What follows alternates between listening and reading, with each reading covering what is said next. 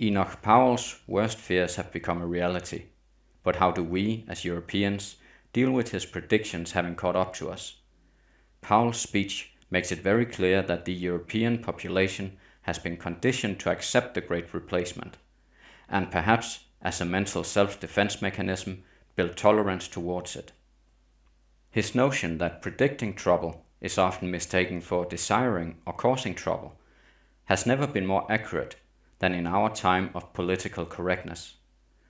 Ordinary people of Europe are busy living their life, and political correctness is the warm protective blanket that shields them from having to concern themselves with the consequences of tough questions. At times it looks as if holes appear in the blanket and we mistakenly see it as a small victory when they are exposed to the cold facts. There are no small victories, however, as the truth is simply diverted into new dead ends of political correctness. It is only when individuals of their own free will throw away the blanket and realize it is cooking them alive that we see true victory. It is then that they look for truth and something to turn to. Small victories and lesser defeats do not matter. They are just the political dance of our time that will continue until the inevitability of reality tip over the gramophone. The vital component for the future is that people who do kick off their blanket has somewhere to turn to, something they can identify with, and ideals that can unite them. There is only one reason to fight: striving for victory. Victory requires strategy, and it needs enough people to unite and push towards a common goal. The general public may be amused by trolling memes, but they will not throw their full support behind such intangible cleverness. While history supports the claim that a minority has always called the majority into action, it also presents the question why they answered the call. However naive and torpid the general public may seem to someone who considers himself enlightened, society does not easily change without their support. For the people in power, this support can be reduced to silent, docile consent. For the opposition, however, support is much harder to achieve, as it requires explicit, active resistance. The fight is made more difficult because we cannot fight against a common enemy, but must fight to preserve something which already to some extent seems lost to us. A common enemy has sparked the will to fight throughout history, but attempting this strategy would result in defeat as we gift our opponents with the greatest weapon they could ask for. It is the preservation of our culture, our people, and our way of life that must be at the core of this fight. Every hateful finger pointed towards a common enemy is a shot at our own goal. No matter the frustration of the situation, we must remain vigilant on the defense, pointing out attackers and flanking maneuvers, without lashing out in spiteful counterattacks against certain groups in the population. Every vicious counterattack will be twisted by our opponents with the intentions of pushing us towards the sideline to eventually take us out of the game completely. Time works against us in terms of victory, but time does work for us when it comes to mobilizing the general public. It is this great balancing act that is a prime component of the strategy, taking our time without being too late. If our goal were to simply rally the public, we could be confident of victory by simply remaining passive, but that must never become our true ambition. Saving Europe, our countries, and our people by securing the future must be the essence of our fight and the beacon of hope that makes our struggle honorable and just. A strong national and ethnic identity would perhaps have countered this mess surrounding us, which points towards the question of how our identity was lost and why. Multiculturalism increases the diversity in society, and everyone sees the differences and conflicts of this diversity clear as day. When people are told that all this diversity is the same thing, the same national identity, and any issues with that notion is a matter of bigotry, they deep down feel it makes no sense, but bigots they are not. This internal conflict makes some people protest, while many abandon their ethnic and national identity altogether, instead of struggling with the paradox. This is where political correctness enters the scene to divert attention away from the great paradox.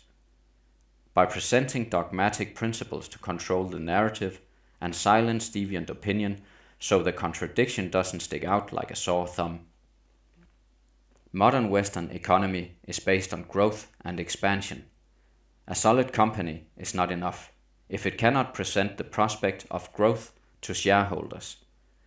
A shrinking European population does not support this type of economy, so immigration was the only viable solution to maintaining economic growth and selling an increasing number of products. The ethnic and cultural makeup of a country does not concern the global economy, but profit does.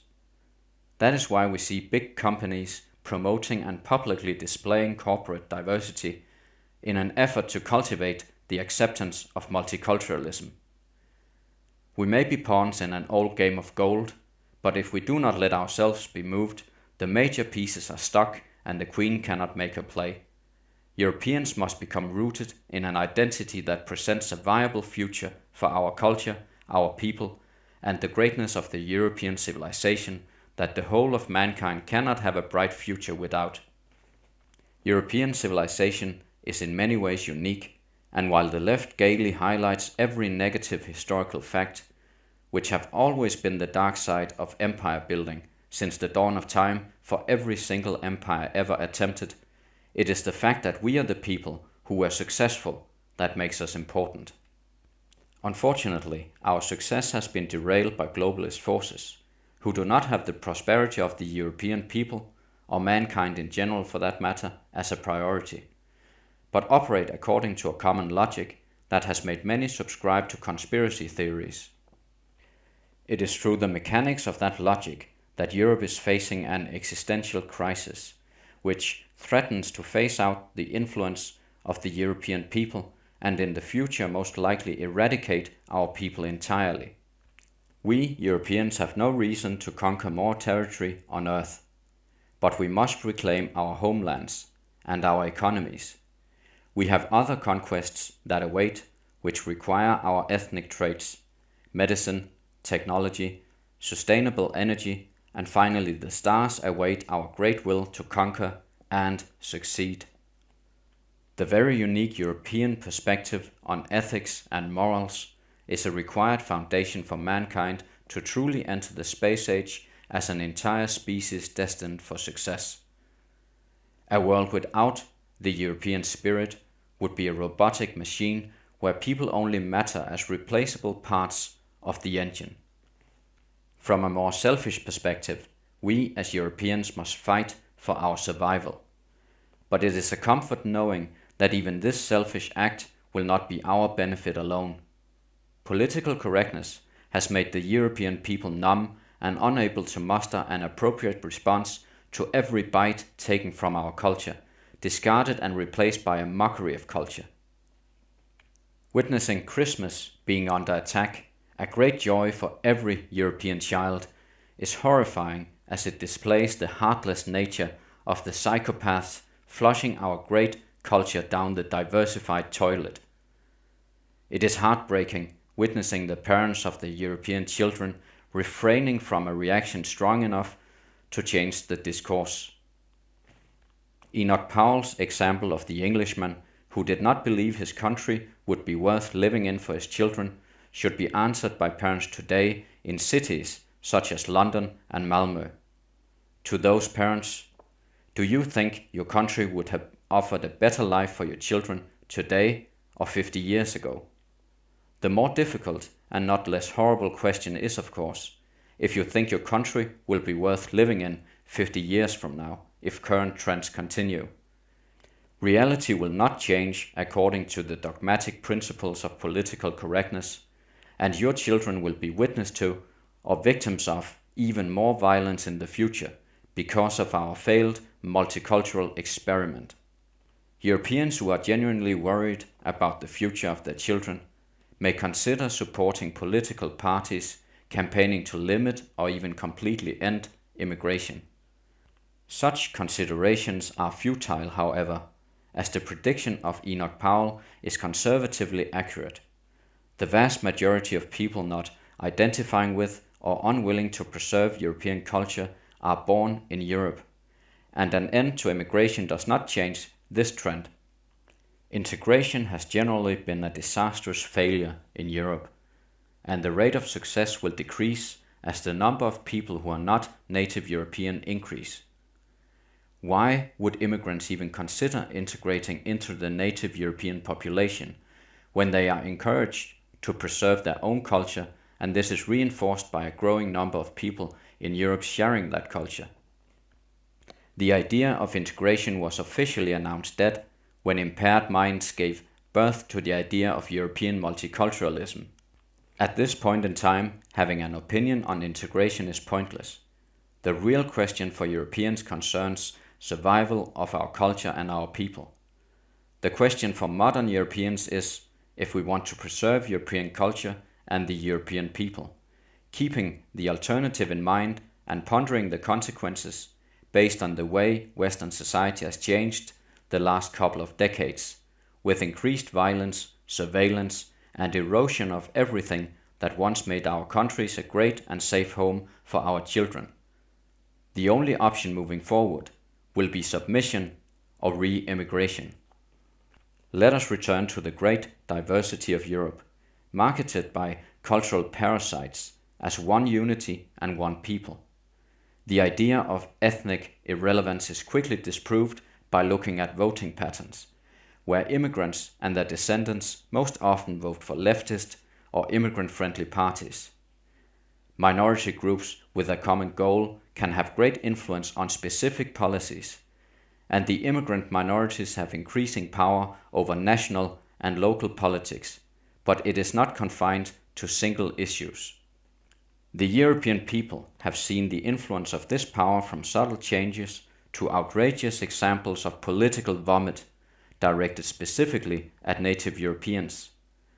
When adopted children become curious about their ethnic origins, it is very natural, and even if no one notices that they are not native Europeans, they certainly have that awareness themselves.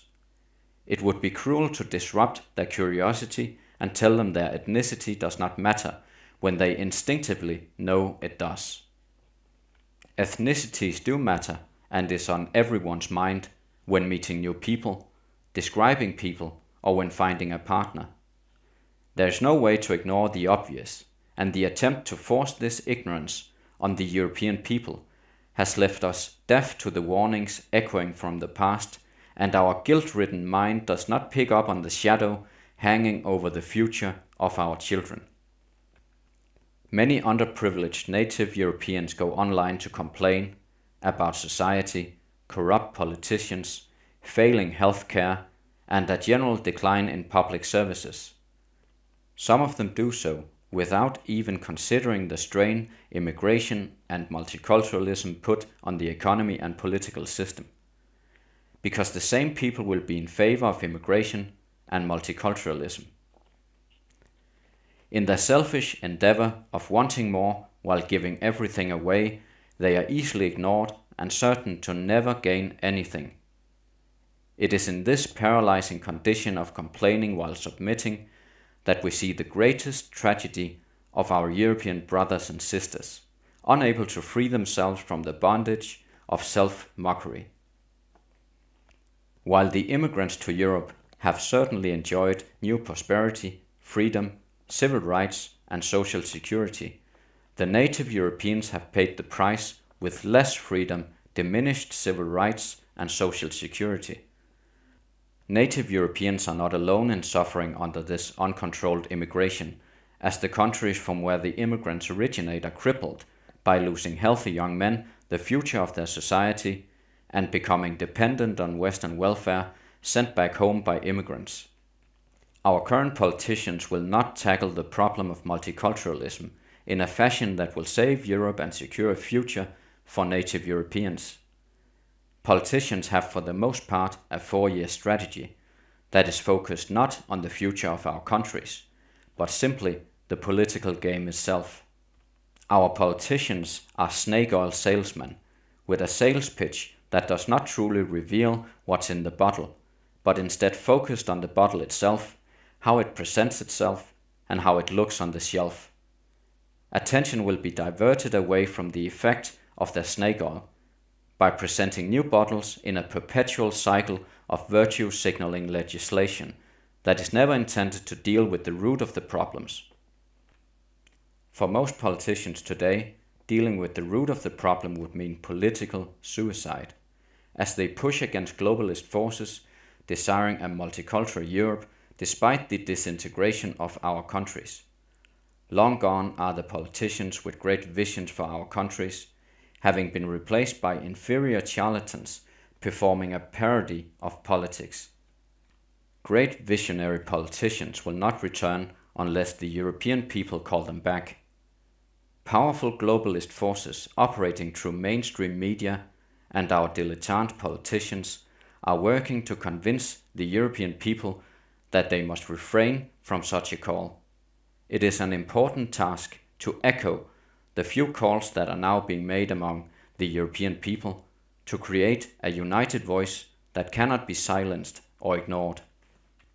The question remains if it will indeed require rivers of blood for the European people to resolutely reject this dark fate looming in the not-so-distant future, or if we as a people can reclaim our ethnic identity and secure our future without experiencing great tragedy.